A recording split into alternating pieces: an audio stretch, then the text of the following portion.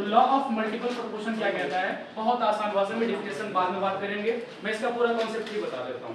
Concept ये है कि सपोज करिए आपके पास कोई दो एलिमेंट है और दो एलिमेंट एक दूसरे से कंबाइन होकर के अलग अलग कंपाउंड का फॉर्मेशन करते हैं। कितने एलिमेंट हैं? दो, एक दूसरे से क्या होते हैं? कंबाइन होकर के क्या करते हैं? अलग अलग एलिमेंट का फॉर्मेशन करते हैं। सपोज करिए कि एग्जांपल हम ले लेते हैं कि अपने पास एक कार्बन है और कौन है? ऑक्सीजन।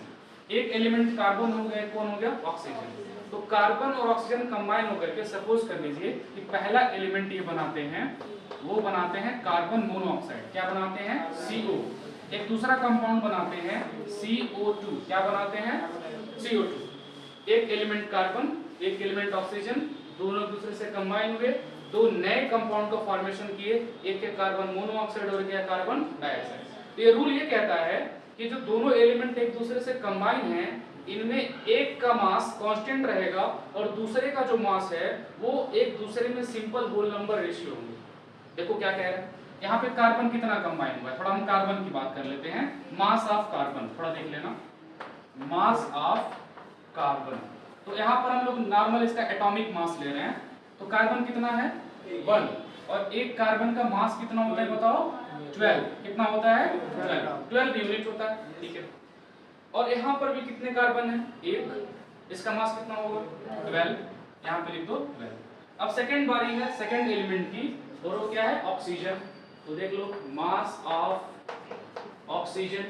तो पहले वाले में कितना ऑक्सीजन है? 1। और एक ऑक्सीजन का मास 8 होता है एटॉमिक नंबर, तो 8 का आप जस्ट डबल कर लो 16। और ये जो मास नंबर होता है ये इसके अंदर प्रेजेंट नंबर ऑफ प्रोटॉन और नंबर ऑफ इलेक्ट्रॉन होते हैं। क्लियर है ना? तो एक ऑक्सीजन है तो कितना मास हुआ? 16। यहाँ पर कितना ऑक्सीजन है? 2। कितना मास हुआ? 32। 16 2 जा 32। अब तुम्हारे सामने पूरा का पूरा कॉन्सेप्ट रख दिया है। पहला जो एलिमेंट है उनके सेम अमाउंट है कि नहीं है? दोनों कंपाउंड में पहले वाले में भी 12 ग्राम, दूसरे वाले में भी 12 ग्राम। लेकिन जो दूसरा एलिमेंट ऑक्सीजन इनसे कंबाइन हो रहा है वो अलग अलग अमाउंट में कंबाइन हो रहा है। पहले वाले से कितना कंबाइन हुआ? 16। दूसरे वाले से कितना हो गया? 32। थोड़ा उन दोनों का रेशियो निकालो, 16 रेशियो 32। 16 1 जा 16, 16 2 जा 32। यानी कि जो ऑक्सीजन का रेशियो है कार्बन मोनोऑक्साइड और कार्बन डाइऑक्साइड से कंबाइन होने का मास रेशियो कितना है? 1:2 है। यही क्या कहलाता है? लॉ ऑफ डेफिनिट प्रोपोर्शन, यानी कि जो ratio law of multiple proportion. यहाँ पे ये दोनों जो है हमेशा आपको सिंपल होल नंबर रेशियो में मिलेंगे। क्या? सिंपल होल नंबर रेशियो 1 2 3 4 5 6 ऐसे ही मिलेंगे। ऐसा नहीं कि 1.5 2.5 ऐसे नहीं मिलेंगे। अगर मिलते भी हैं तो उनको जब रेशियो में लेकर आएंगे तो आपको सिंपल होल नंबर ही मिलना है। तो समझा लॉ ऑफ मल्टीपल प्रोपोर्शन क्या कहता है? क्या कहता है कि जब दो एलिमेंट एक दूसरे से कंबाइन होकर के दो या दो से ज्यादा कंपाउंड का फॉर्मेशन करते हैं तो जो दूसरा एलिमेंट पहले एलिमेंट से कंबाइन हो रहा है उसका मास रेशियो सभी कंपाउंड में एक सिंपल होल नंबर रेशियो होता है। क्लियर है? यहाँ पे दिखाई दे रहा है पहला एलिमेंट कार्बन, इसमें पहला एलिमेंट कार्बन, कार्बन का दोनों मास सेम है, लेकिन ऑक्सीजन जो इससे कंबाइन हो रहा है वो इन दोनों का अगर हम रेशियो निकालें तो सिंपल होल नंबर क्या आ रहा है? रेशियो। इतना माइंड में रखोगे, इतना रख लोगे ना, बस इसी पे न्यूमेरिकल बनने शुरू है। न्यूमेरिकल स्टार्ट कर दिया जाए, एक और रिवाइज करो। हिंदी में तो बोल रहा हूँ कभी से। अच्छा रुको मैं वर्ड्स हिंदी में बोल देता हूँ। मास को हिंदी में क्या कहते हैं? द्रव्यमान कहते हैं। तो थोड़ा हिंदी में सुन लीजिए आप लोग भी। कार्बन एक पहला तत्व है, ये कार्बन पहला तत्व है। जब दो तत्व आपस में मिल करके when two animal combine to each other, आपस में जब मिलते हैं तो मिलने के बाद नया यौगिक बनाते हैं, नया कंपाउंड बनाते हैं। तो जो नया यौगिक नया कंपाउंड है उसमें दोनों एलिमेंट में एक एलिमेंट का मास द्रव्यमान सेम रहेगा, दूसरा वाला जो कंबाइन हो रहा है पहले वाले से उसका जो द्रव्यमान होगा उसका रेशियो वो अलग अलग सिंपल होल नंबर रेशियो में होगा, पूर्णांक होगा। सिंपल सी बात है, चलेगा। अच्छा ये क्लियर है ना कि ये ऐसे आना चाहिए। तुम बस डिफिनेशन को थोड़ी देर के लिए भूल जाओ, बस इतना याद रखो पहला एलिमेंट का मास सेम रहेगा, जो दूसरा उसमें कंबाइन होगा वो किस कंबाइन होगा? एक सिंपल होल नंबर रेशियो में होगा। ये 2/3 हो सकता है, 4/3 हो सकता है, 5/3 होता है। अभी क्वेश्चन लगाओगे तो खुद कर लोगे। क्वेश्चन बोलूं? क्वेश्चन नोट डाउन करिए, कॉन्सेप्ट मत भूलना, क्योंकि देखो मैंने कहा था लॉ ऑफ केमिकल कॉम्बिनेशन थोड़ा इजी है, लॉ ऑफ डिफिनिट प्रोपोर्शन थोड़ा सा डिफिकल्ट है, उससे थोड़ा सा डिफिकल्ट आपका लॉ ऑफ मल्टीपल प्रोपोर्शन है। अभी कंसेप्ट तो इतना ही है, लेकिन क्वेश्चन थोड़े डरावने बनेंगे। तो एक क्वेश्चन मैं बोल रहा हूँ, क्वेश्चन आप लिखो, हिंदी में भी बोल दे रहा हूँ, टाइप का थोड़ा सा बना लेंगे। जो क्वेश्चन है वो ऑलरेडी आपके पास गिवन है, तो मैं सीधे सॉल्यूशन करता हूँ। तो सबसे पहले आपको क्या लेना है, ध्यान देना, यहाँ पे ले लेते हैं कंपाउंड ले लेते हैं, ठीक है, कंपाउंड्स। तो कंपाउंड्स कौन कौन है, पहला कौन है आपके पास, NO, NO मतलब नाइट्रोजन मोनोऑक्साइड। सेकंड क्या है, N2O5 डाइनाइट्रोजन पेंटॉक्साइड। थर्ड क्या है, N2O3 डाइनाइट्रोजन ट्राइऑक्साइड। फोर क्या है, N2O, इसे नाइट्रस ऑक्साइड भी बोलते हैं, तो डाइनाइट्रोजन ऑक्साइड बोल सकते हो। नाइट्रस ऑक्साइड जिसका जनरली यूज कहते हैं हंसाने वाली गैस, लाफिंग गैस के नाम से जानते हैं। तो कंपाउंड क्लियर है, ठीक है। सेकंड आपको ध्यान देना है, हमें इनके अंदर अलग अलग एलिमेंट पहचानने हैं। ये रहा नाइट्रोजन और ये रहा ऑक्सीजन। तो यहाँ पे हम पहले लिखेंगे क्या, मास ऑफ नाइट्रोजन, पहले लिख लेते हैं मास ऑफ नाइट्रोजन, फिर इधर बगल में हम लोग लिख लेंगे mass of oxygen, mass of oxygen. इतना काम कर लेंगे। देखिए कैसे करेंगे, फार्मूला से। आपको यहाँ पर इसका नॉर्मल एटॉमिक मास ही लेना है। नाइट्रोजन का एटॉमिक नंबर कितना होता है, 7, एटॉमिक मास 14, क्लियर है। एक ही है ना ये, तो एक ही है तो सिंपल वही रहेगा। तो एटॉमिक मास ऑफ नाइट्रोजन कितना हो गया, 14, क्लियर हो गया। ऑक्सीजन कितना है, 1, एटॉमिक मास कितना होता है, तो यहाँ पे क्या लिख देंगे, 16, ये हो गया। नाइट्रोजन कितना है, 2, दिमाग लगाना, एक नाइट्रोजन का मास 14, तो 2 नाइट्रोजन का 28, ये हो गया 28। ऑक्सीजन कितना है, 5 है ना, ऑक्सीजन आपका 5 है। अब सोचो एक ऑक्सीजन का मास कितना है, 16, 5 का 80, कितना हो गया, 80 हो गया। टेबल आता है ना, हाँ तो टेबल याद रखो। नाइट्रोजन कितना है, 2, तो कितना होगा 28। ऑक्सीजन कितना है, 3, कितना होगा 48। ये कितना है, N2O, नाइट्रोजन कितने हैं, 2, तो 14 2 जा 28। ऑक्सीजन कितना है, सिंगल है ना, तो कितना होगा इसका, 60। यहाँ पे इतना क्लियर कर लोगे। इतना क्लियर करने के बाद आपको क्या निकालना है, रेशियो। यहाँ पे हम एक लाइन और ऐड कर रहे हैं, तीनों आप देखो। मास ऑफ नाइट्रोजन कितना है, 28, 28, 20, सब में है ना, लेकिन ये वाला सेम नहीं है, तो इसको भी हम थोड़ा सेम बना लेंगे। क्या कर लेंगे, सेम बना लेंगे। इसको 28 करने के लिए हमें क्या करना पड़ेगा, 2 का मल्टीप्लिकेशन वो करेंगे। लेकिन यहाँ पे मैं एक चीज लिख रहा हूँ, मैं लिख रहा हूँ mass of oxygen combine with 28 gram of nitrogen. ये बात क्लियर है। हम यहाँ पर जनरली लेंगे मास ऑफ ऑक्सीजन जो कंबाइन हो कितने ग्राम के साथ, 28 ग्राम के साथ। पता है क्यों ले रहे हैं ऐसा, क्योंकि यहाँ पर जो तीनों में आ रहा है 28 28 28 आ रहा है, सिर्फ ये नहीं आ रहा है ना। अगर इन तीनों को हम सेम मान लेते हैं तो डायरेक्ट हम लिख सकते हैं ना। तो इसका हम बना लेंगे तो क्या कर लेंगे, 2 का मल्टीप्लाई कर लेंगे, तो आसान हो जाएगा, नहीं हो जाएगा, क्योंकि एक का मास हमें क्या रखना है, सेम रखना है। तो पहला जो एलिमेंट है इसका मास सेम करने के लिए इतना करना पड़ेगा। तो मास सेम करने के लिए थोड़ा दिमाग लगाना, इसे हम 28 करेंगे तो कितने का मल्टीप्लाई करेंगे, 2, तो कितना होगा 28। इसे भी कितने का मल्टीप्लाई करना पड़ेगा, 2, कितना हो जाएगा 30। क्लियर है कि नहीं है, इतना कर लोगे, बिल्कुल करेंगे। जैसे आप इसका अमाउंट बढ़ा रहे हो, मल्टीप्लाई नहीं कर रहे हो, जनरल उसका अमाउंट बढ़ा रहे हो। इसका पहले 14 ग्राम था ना, उसका डबल ले लिया, कितना 28 ग्राम ले लिया। तो दिमाग लगाओ, 14 ग्राम से 16 ग्राम रिएक्शन कर रहे हैं, तो 28 से कितना करेगा, 32, जस्ट डबल। तो ही हम कर रहे हैं। अगर यहाँ पे दिखाना चाहते हो, यहाँ पे 2 लगा सकते हो, काम क्लियर है, इतना हो सकता है, ठीक है।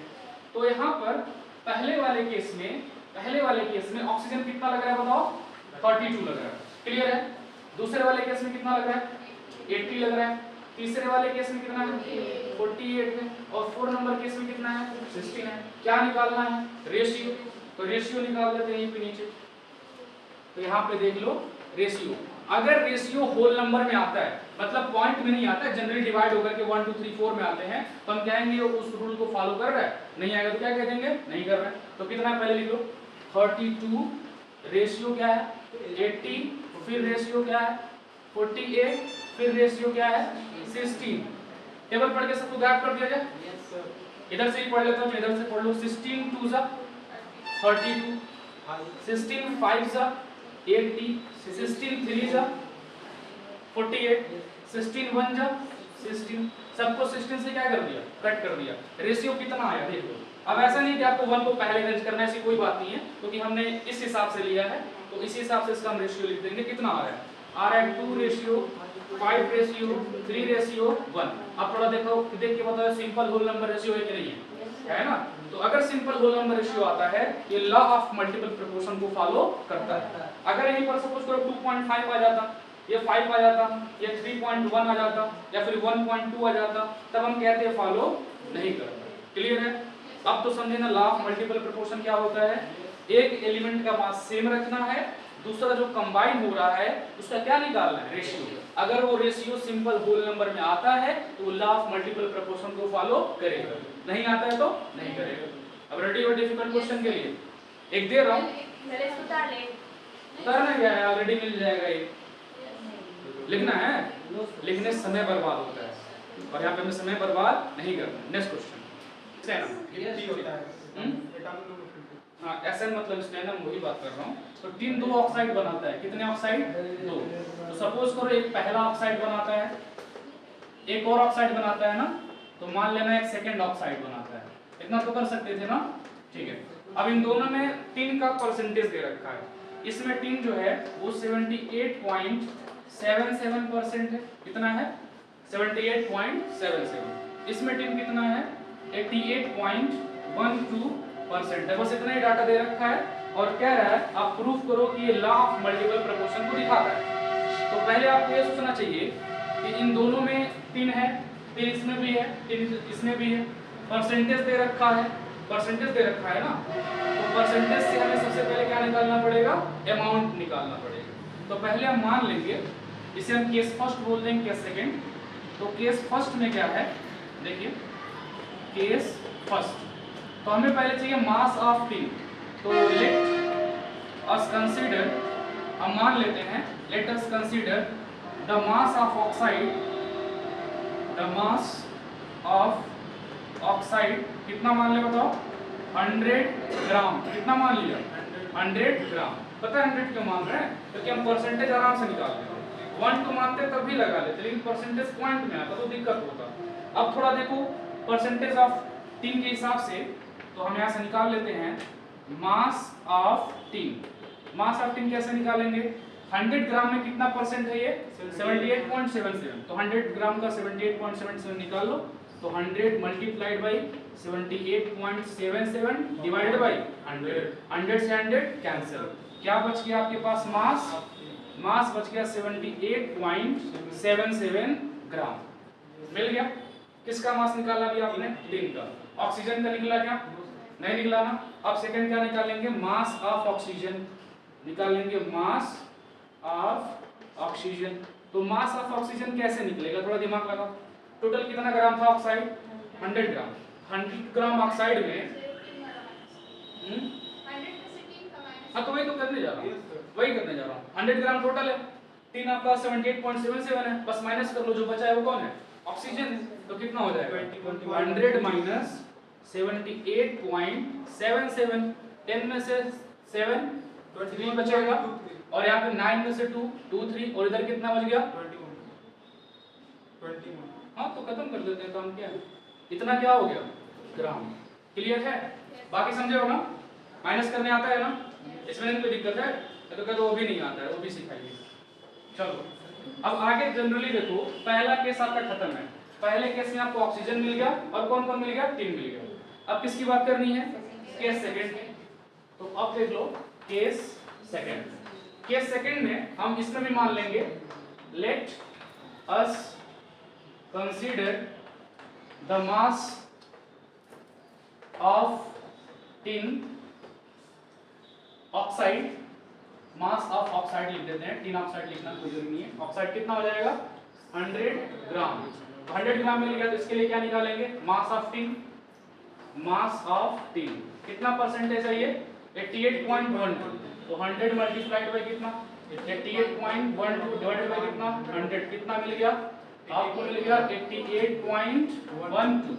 अब फिर क्या निकालना है, आपको चाहिए मास ऑफ ऑक्सीजन, तो मास ऑफ ऑक्सीजन कैसे निकलेगा 100 माइनस 88.12, 10 में से 2 बच जाएगा 8, 9 1 कितना बच जाएगा 8, यहाँ बचा 9 8 1 और यहाँ पे कितना बच गया 1, 11.88 क्या हो गया ग्राम। थोड़ा आप देखो, अब मैंने आपको दोनों क्वांटिटी दे रखी है, यहाँ पर आपके पास क्या है मास ऑफ टिन है और ये क्या है मास ऑफ ऑक्सीजन। तो जो चार्ट बनाया था वो चार्ट एक बार बना लो, चार्ट बना लें। तो एक काम करते हैं, अरे वो खाने वाला नहीं, तुम लोग का ज्यादा मतलब खाने का मन ज्यादा ही करता है। देखो तो एक तरफ हम ले लेते हैं मास ऑफ टिन केस 1 के लिए, और फिर ले लेते हैं ऑक्सीजन, और केस 2 का मतलब अलग अलग लिख लेते हैं। तो ये हो जाता है केस फर्स्ट का, थोड़ा सा डिवाइड कर दो, ये क्या हो जाएगा केस सेकंड का। तो केस फर्स्ट केस सेकंड में देखो, पहले हम लोग लिख लेते हैं किसका टिन का। तो टिन का कितना है बताओ 78.77, 78.77। सेकंड इसी में कौन है ऑक्सीजन, तो ऑक्सीजन का कितना है 21.23। क्लियर है, ठीक है। और इधर कितना लेना है आपका सेकंड केस में, टिन का कितना है 88.12 और ऑक्सीजन का कितना है 11.88 ग्राम। मेरा रूल थोड़ा याद करो, मैंने रूल क्या बताया था, मैंने ये कहा था एक कंपोनेंट के मास को आपको क्या करना पड़ेगा सेम, एक कंपोनेंट को मास को सेम करना है। अगर दिखने में थोड़ा डरावना लग रहा है ये कि कंपोनेंट का मास सेम कैसे करेंगे, क्योंकि ये 78.77 है और ये कितना 88.12 है। थोड़ा सोचना, ऐसे 1 2 3 4 अगर कोई होल नंबर होता, सपोज करो ये 2 होता है ये 4 होता, इसमें 2 का मल्टीप्लाई करके दोनों को क्या बना देते 4 बना देते, लेकिन ऐसा कुछ नहीं है ना। एक काम करेंगे हमें ये दिमाग लगाना पड़ेगा कि 1 ग्राम टिन से कितना ऑक्सीजन कंबाइन होगा, कितना 1 ग्राम टिन से कितना ग्राम ऑक्सीजन कंबाइन होगा। इट मींस हम बोल सकते हैं how many gram of oxygen combine with 1 gram of tin, ये निकालना पड़ेगा। तो कैसे निकालेंगे, थोड़ा देखो मैं थोड़ा शॉर्ट करता हूं, मैं जो बोल रहा हूं पहले वो सुनना। 1 ग्राम टिन के साथ कितना ऑक्सीजन कंबाइन होगा, कैसे निकालेंगे, इसको इससे क्या कर दो डिवाइड कर दो, निकल जाएगा, कर दो, ये हो जाएगा 78.77 डिवाइड बाय कितना 21.23, कर लोगे। ऐसे इसका भी निकालेंगे, कितना हो जाएगा 88.12 डिवाइड बाय कितना 11.88।